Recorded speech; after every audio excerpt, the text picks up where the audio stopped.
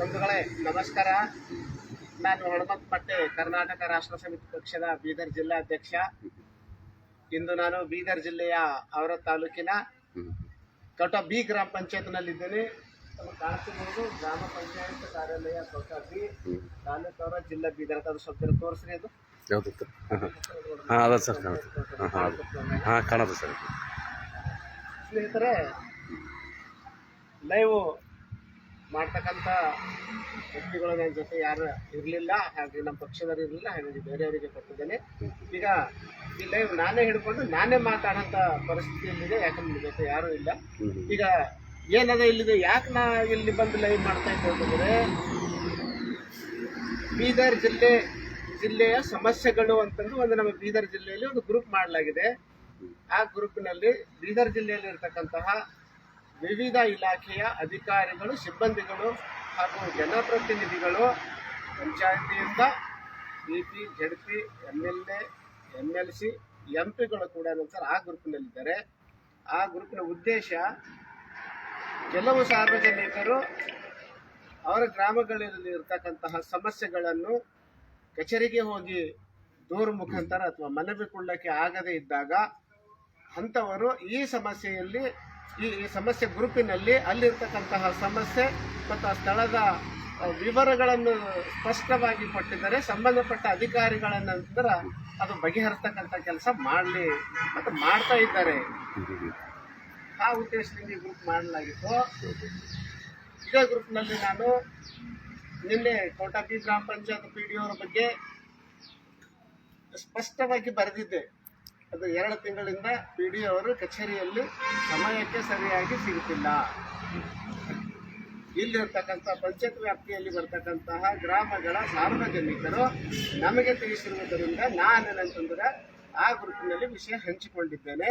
ಮತ್ತು ಅದೇ ರೀತಿ ಇವಾಗ ಸತ್ಯನೋ ಅಸತ್ಯನೋ ಪಂಚಾಯತ್ ಒಳಗೆ ಹೋಗಿ ಪಂಚಾಯತ್ನಲ್ಲಿ ಏನಿದೆ, ಅಲ್ಲಿರ್ತಕ್ಕಂತಹ ಮೂವ್ಮೆಂಟ್ ರಿಜಿಸ್ಟರ್ ಮತ್ತು ಇವ್ರದ್ದು ಬಯೋಮೆಟ್ರಿಕ್ ಚಾಲ್ತಿಯಲ್ಲಿ ಇದೆಯೋ ಅಥವಾ ಇಲ್ಲವೋ, ಯಾಕಂದರೆ ನಾನು ಕೇಳಿರುವ ಪ್ರಕಾರ ಚಾಲ್ತಿಯಲ್ಲಿ ಇಲ್ಲ ಎಂಬಂತ ನನಗೆ ಕಂಡು ಬಂದಿದ್ದು. ಇದು ಸತ್ಯ ಏನು ಎಂಬಂಥದ್ದು ಒಂದು ಸರಿ ನೋಡಿಕೊಂಡೇ ಹೋಗೋಣ ಅಂತ ನಾನು ಈಗ ಬಂದಿದ್ದೇನೆ. ಒಳಗೆ ಅವರು ಇದ್ದಾರಾ ಅಥವಾ ಇಲ್ಲ ಏನು ಅಂತಂದು ನೋಡೋಣ.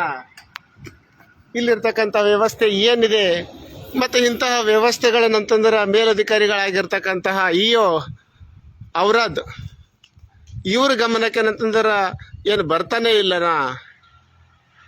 ಒಂದು ಸರಿ ನೋಡಿ EO ಅವ್ರಿಗೆ ಕೂಡ ಇದನ್ನು ಮುಂಜಾನೆ ನಿನ್ನೆ ವಾಟ್ಸಪ್ ಹಾಕಿದ್ದೇನೆ. ಅವರು ಏನು ರಿಪ್ಲೈ ಕೊಟ್ಟಿಲ್ಲ. CS ಅವರಿಗೂ ಕೂಡ ಅಂದರೆ ಇದ್ರ ಬಗ್ಗೆ ಇದನ್ನು ಹಾಕಿದೆ. ಅವರು ನೋಡಿದ್ದಾರೆ, ಆದರೆ ಇನ್ನೂ ರಿಪ್ಲೈ ಕೊಟ್ಟಿಲ್ಲ. ಅವರಿಗೆ 1 ವಾರ ಸಮಯ ಕೊಡಲಾಗಿದೆ. 1 ವಾರದ ಒಳಗಾಗಿ ಇಲ್ಲಿರ್ತಕ್ಕಂತಹ ಸಮಸ್ಯೆ, ಈ ಅಧಿಕಾರಿಯ ಬೇಜವಾಬ್ದಾರಿತನವನ್ನು ಸರಿಪಡಿಸದೇ ಇದ್ದಾಗ ಈ ಪಂಚಾಯತಿಗೆ ಮುತ್ತಿಗೆ ಹಾಕಿ ಪ್ರತಿಭಟನೆ ಮಾಡಲಾಗುವುದಂತಂದು ಕೂಡ CS ಅವರಿಗೆ ಮತ್ತು EO ಅವರಿಗೆ ಏನಾದರೂ ತಿಳಿಸಲಾಗಿದೆ. ಏನಿದು ಅಧ್ಯಕ್ಷರ ಕೋಣೆ, ಇದು ಸಿಬ್ಬಂದಿ ಅಭಿವೃದ್ಧಿ ಕೋಣೆ. ಸರಿ, 2 ಇದ್ದಾವೆ. ಯಾರಿದ್ದಾರೆ ಇಲ್ಲಿಗ? ಅಧ್ಯಕ್ಷರಂತೂ ಯಾರೂ ಕಾಣಿಸ್ತಾ ಇಲ್ಲ. ಇದು ಕೋಣೆಯಲ್ಲಿ ಯಾರೂ ಇಲ್ಲ.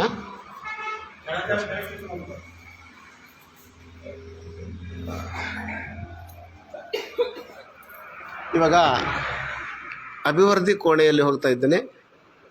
15-20 ದಿವಸ ಯಾರು PDO ಅವರು? ಹಾಂ, ಇವ್ರು ಫೋನ್ ಸ್ವಿಚ್ ಆಫ್ ಅವ.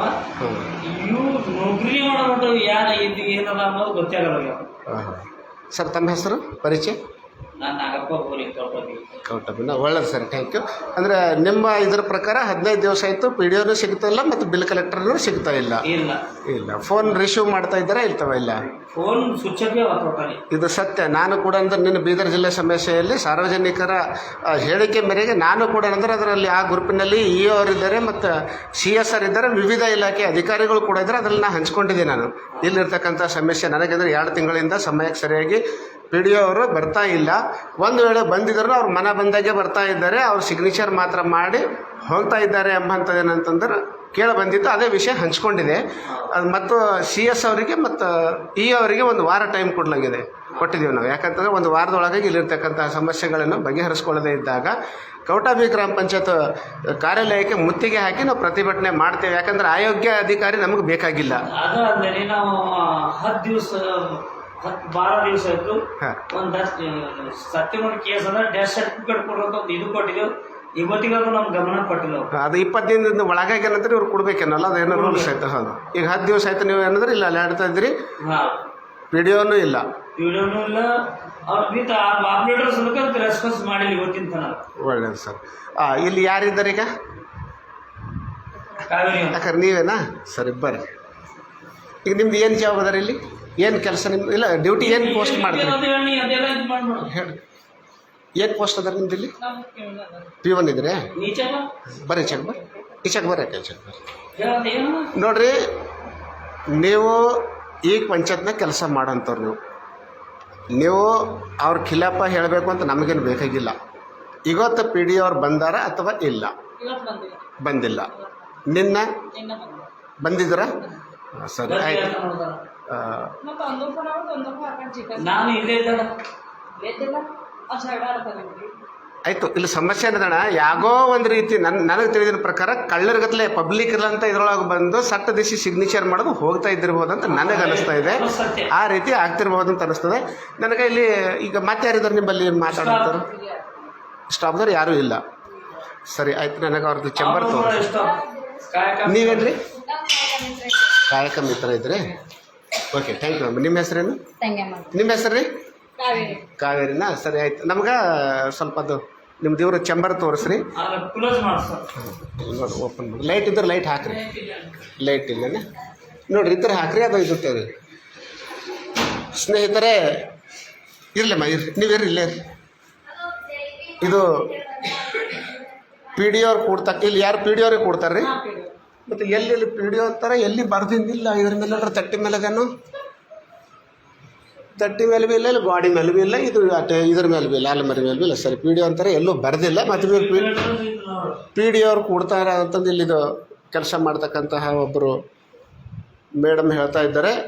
ಇದು PDO ಅವರು ಕೊಡ್ತಕ್ಕಂಥ ಏನು ಮೇಜಿದೆ, ಈ ಮೇಜಿನ ಮೇಲೆ ಕೂಡ ಅಂತಂದ್ರೆ ಏನು ನಿಯಮ ಹಾಕಿಲ್ಲ. ಇಲ್ಲಿ ಇವ್ರ ನಾಮಫಲಕ ಹಾಕಬೇಕಾಗಿತ್ತು, ಇವ್ರ ಹುದ್ದೆ ಮತ್ತು ಇವ್ರ ಹೆಸರು ಹಾಕಬೇಕಾಗಿತ್ತು. ಇವ್ರು ಕೊಡ್ತಕ್ಕಂಥ ಕುರ್ಚಿನೂ ಖಾಲಿ ಇದೆ. ಮತ್ತು ಇಲ್ಲಿ ಏನಿದ್ದಿಲ್ಲ. ಅಕ್ಕ ನನಗೆ ಒಂದು ಇಲ್ಲಿ ಬಯೋಮೆಟ್ರಿಕ್ ಥಂಬ್ ಹೊಡಿತೀರಾ ಏನು ರಿಜಿಸ್ಟರ್ದಾಗ ಇದು ಮಾಡ್ತೀರಿ ನೀವು? ಎಲ್ಲದರ ಒಂದು ನಿಮಿಷ ಇರಲಿಲ್ಲ. ಎಲ್ಲಿ ಕಂಪ್ಯೂಟರ್ ಥಂಬ್ ಹೊಡಿತೀರಿ? ಕಂಪ್ಯೂಟರ್ದಾಗ ಹೆಂಗೆ ಹೊಡಿತೀರಿ? ಅದು ಒಂದು ನಿಮ್ದು ಇದು ಇರ್ತಲ್ಲ ಬಯೋಮೆಟ್ರಿಕ್ ಥಂಬ್, ಅದು ಹಚ್ಚಿದ್ದಿಲ್ಲ. ಮತ್ತು ಯಾವಾಗ ಹೊಡಿತಾರ ಅವರು? ನೀವು ಹೊಡೆದಿರ ಗೊತ್ತಾ? ಹೆಂಗೆ ಹೊಡೆದ್ರಿ ನೀವು? ಕಂಪ್ಯೂಟರ್ ಆಪ್ರೇಟರ್ ಇಲ್ಲನೇ ಅಲ್ಲ? ಎಷ್ಟಕ್ಕೆ ನೋಡ್ರಿ? ಇನ್ನೂ ಒಂದು ಮಾತು ಕರೆಕ್ಟ್ ಆಗಿ ತಿಳ್ಕೊರಿ, ಸುಳ್ಳು ಹೇಳ್ಕೋಬೇಡ.